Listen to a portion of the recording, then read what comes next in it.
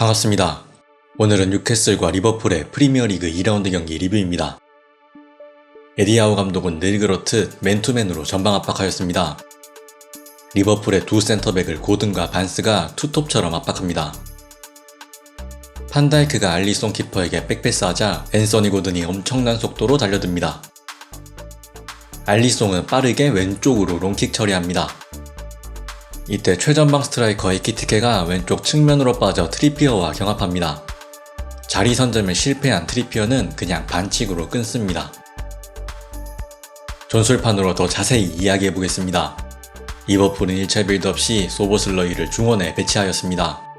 뉴캐슬은 반스와 고든이 투톱처럼 올라가면서 리브라멘토가 소보슬러이를 막기 위해 높게 전진하는 형태로 맨투맨 압박하였습니다.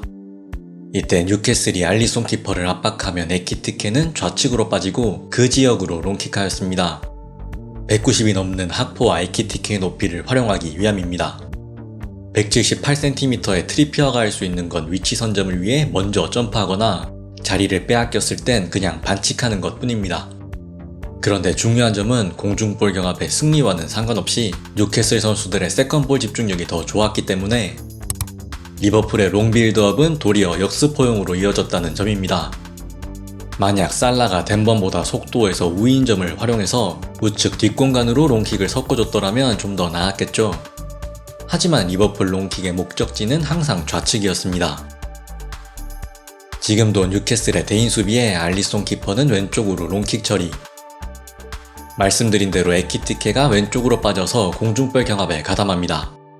12cm가 넘는 신장 차이를 극복하기 위해 트리피어는 있는 힘껏 뛰어오릅니다. 이번엔 위치 선점에 성공하면서 공중볼을 따냅니다. 이 세컨볼은 엄청나게 적극적으로 내려오는 앤서니 고든에게 향합니다. 고든이 조엘링톤에게 헤더를 떨궈주면서 역습 기회. 조엘링톤이 하비반스에게 패스하는 사이 리브라멘토도 적극적으로 오버래핑합니다.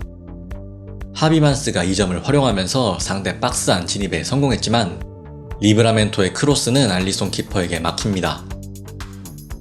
알리송 키퍼가 처리하는 롱킥의 방향은 이번에도 왼쪽입니다. 지금은 학포가 공을 머리에 맞췄지만 세컨볼 싸움은 뉴캐슬에게 유리합니다.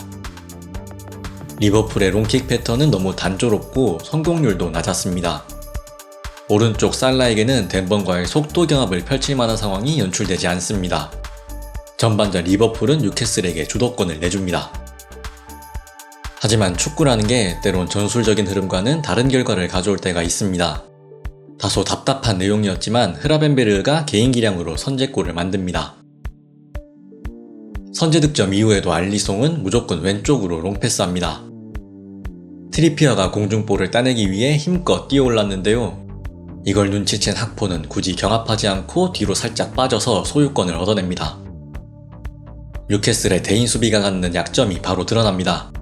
한 번의 수비 실패로 위험 지역에서 수적 동료를 허용합니다. 공을 따낸 학포가 중앙으로 드리블한 뒤 우측의 모하메드 살라에게 공을 넘겨줍니다. 살라는 원터치 패스로 쇄도하는 커티스 존스에게 엄청난 기회를 선물하지만 헛발질이 나오면서 추가 득점을 만들어내지 못합니다. 그러면서 전반전 막판 열정 넘치는 모습을 보여주던 앤서니 고든이 다소 과한 열정으로 너무나 위험하게 태클합니다. 그리고 그 결과는 퇴장입니다. 이후 후반전 양팀은 서로 한 골씩을 주고받으며 여전히 리버풀이 한 점 차의 리드를 유지합니다.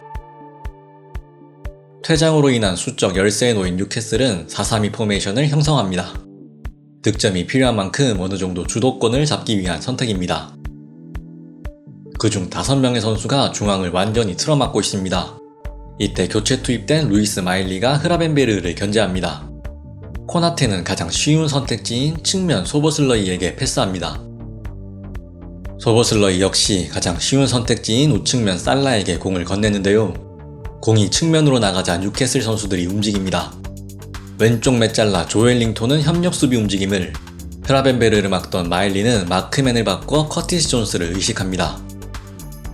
살라에게 협력 수비를 펼침과 동시에 상대의 하프 스페이스 침투도 방어하는 뉴캐슬의 수비. 한 명이 퇴장당했음에도 위험 지역에서 뉴캐슬의 수적 우위입니다. 이 상황에서 할 수 있는 게 없는 살라는 그냥 백패스합니다. 이후 1분 가까이 우측면을 공략해보다가 그냥 포기하고 골키퍼에게 백패스합니다. 그런데 퇴장 변수에도 뉴캐슬의 전방 압박은 여전합니다. 아직도 맨투맨과 유사한 형태인데요. 코나테를 막던 엘랑가가 알리송 키퍼까지 압박하자 커티스 존스에게 전진 패스. 커티스 존스 역시 마일리에게 압박받습니다. 여기서 커티스 존스는 엘랑가로부터 자유로워진 코나테를 외면하고 굳이 하비반스에게 압박받고 있는 판다이크를 선택합니다.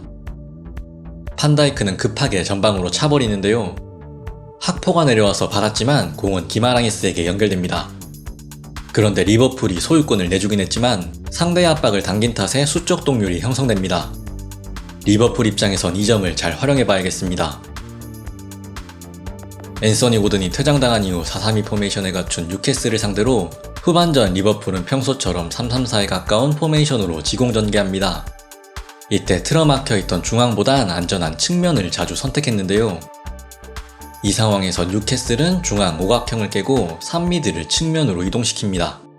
이러면 측면에서의 숫자도 확보하면서 위험지역에서의 수적 우세도 만들 수 있습니다.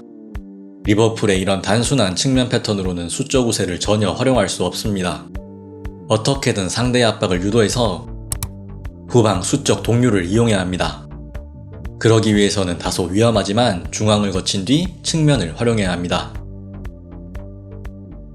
어느덧 80분대입니다. 한 명이 없음에도 압박을 펼치는 뉴캐슬은 선수 교체를 통해 체력 수준을 유지하고자 합니다. 교체 투입된 오슐라가 코나테로의 패스기를 막으면서 알리송 키퍼를 압박합니다. 알리송은 내려오는 흐라벤베르에게 전진 패스합니다. 역시나 교체 투입된 제이콥 램지는 흐라벤베르를 강하게 밀착 마크합니다. 하지만 흐라벤베르는 앞서 커티스 존스와 달리 자유로워진 코나테에게 원터치 패스를 돌려놓습니다. 중원을 거쳐서 측면으로 나갔기 때문에 뉴캐슬의 미드필더 3명은 모두 끌려 나왔습니다. 이때 발생하는 라인 간격 사이로 코너 브래들리가 침투하면서 패스를 받습니다. 브래들리에게 전진 드리블할 수 있는 공간이 펼쳐집니다. 속공하는 팀에게 매우 유리한 수적 동률입니다. 이 좋은 기회에서 브래들리는 살라와 원투 패스를 하다가 그만 소유권을 내주고 맙니다. 턴오버 이후 상대에게 역습을 허용하지 않기 위해 반칙으로 끊고 내려옵니다. 결과를 만들진 못했지만 리버풀이 어느 정도 정답을 찾고 있습니다. 하지만 축구는 마음대로 되지 않습니다. 방금 반칙 장면에서 나온 닉 포프의 프리킥이 덴번을 거쳐 오슐라에게 연결되면서 뉴캐슬이 마침내 동점을 만듭니다. 상대보다 한 명이 많은 리버풀은 46분에 나온 에키티케의 득점 이후 후반전 추가 시간 10분까지 무려 54분 동안 단 한 차례의 슈팅도 시도하지 못했습니다. 급해진 코나테가 중원을 거치지 않고 바로 측면으로 패스합니다. 이런 단순한 전개로는 수적 우세를 활용할 수 없다고 말씀드렸죠. 산미들이 자리를 지키고 있습니다. 코나테가 다시 패스를 받습니다. 그런데 이때 교체 투입된 하비 엘리엇이 내려와서 제이콥 램지의 관심을 끕니다. 반대로 소보슬러이는 자연스럽게 올라갑니다. 코나테는 엘리엇에게 패스. 하비 엘리엇은 원터치로 흐라벤베르에게 짧은 패스를 연결합니다. 뉴캐슬의 중원이 반응을 보입니다. 흐라벤베르는 기마랑이스의 압박에도 원터치로 측면 브래들리에게 패스합니다. 코너 브래들리는 몇 초 전과 같은 위치에서 패스를 받았습니다. 하지만 이번엔 상대 3미드를 당겼기 때문에 상황이 전혀 달라졌습니다. 소보슬러이까지 전진하면서 마침내 리버풀이 수적 우세를 만듭니다. 브래들리의 패스는 키에사를 거쳐 살라에게 향했고 살라의 땅볼 크로스를 소보슬러이가 기가 막히게 흘려주면서 이 경기 데뷔전을 치르는 은구모아가 성인 무대 첫 슈팅을 극장골로 마무리합니다. 리버풀은 이번 시즌 치른 3경기에서 모두 선제골을 넣고도 동점을 허용했습니다. 그러나 2경기 연속 극장골로 2연승, 디펜딩 챔피언의 면모를 과시합니다. 반면 뉴캐슬은 고든의 퇴장에도 용맹하게 싸웠지만 승점을 따내지 못했습니다.